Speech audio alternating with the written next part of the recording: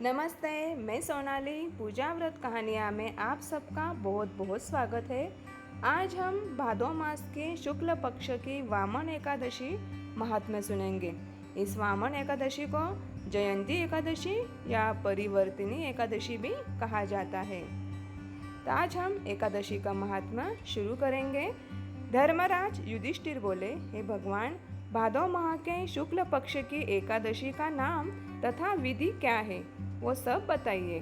श्री कृष्ण भगवान बोले, हे राजा, तुम बहुत श्रेष्ठ हो। इस एकादशी को वामन परिवर्तिनी तथा जयंती एकादशी कहते हैं। इसकी कथा के सुनने मात्र से ही समस्त पापों का नाश हो जाता है। इस जयंती एकादशी की कथा से नीच पापियों का उद्धार हो जाता है।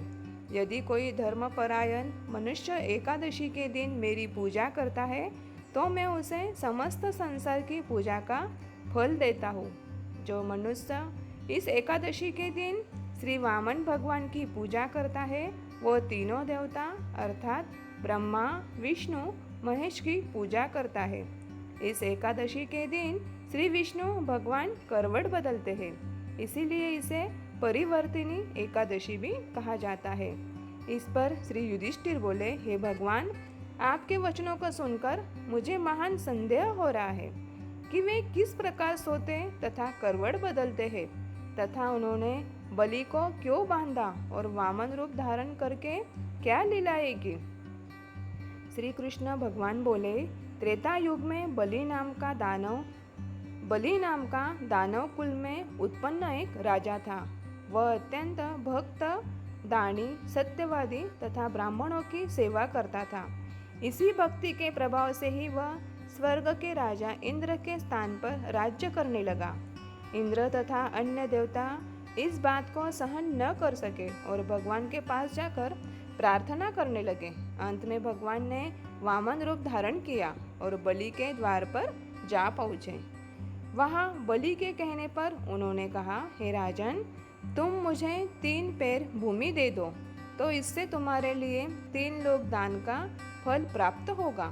राजा बलि ने इस छोटी सी याचना को स्वीकार कर लिया और भूमि देने को तैयार हो गया।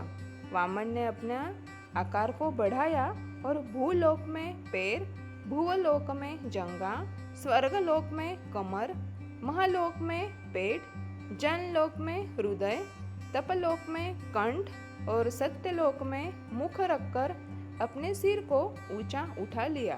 और फिर उन्होंने राजा बलि को पकड़ा और पूछा कि हे राजन, अब मैं तीसरा पैर कहाँ रखूं? इतना सुनकर राजा बलि ने अपना सिर नीचे कर लिया। उस पर उन्होंने अपना तीसरा पैर रख दिया तो वह भक्त दानव बलि राजा पाताल को चला गया।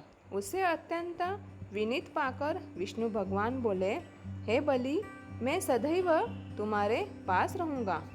भादो माह के शुक्ल पक्ष की परिवर्तनी नामक एकादशी के दिन उनकी एक प्रतिमा राजा बलि के पास रहती है और एक क्षीर सागर में शेषनाग पर शयन करती रहती है। इसी एकादशी को विष्णु भगवान सोते हुए करवट बदलते हैं। इस दिन चावल और दही सहित रुपये का दान किया जाता है।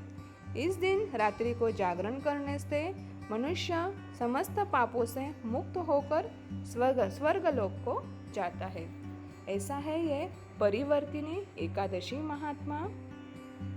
अगर इस कथा आपको अच्छी लगे तो प्लीज़ कमेंट्स बॉक्स में एक कमेंट ज़रूर करिए और मेरे इस नए चैनल को सब्सक्राइब करना ना भूलिए।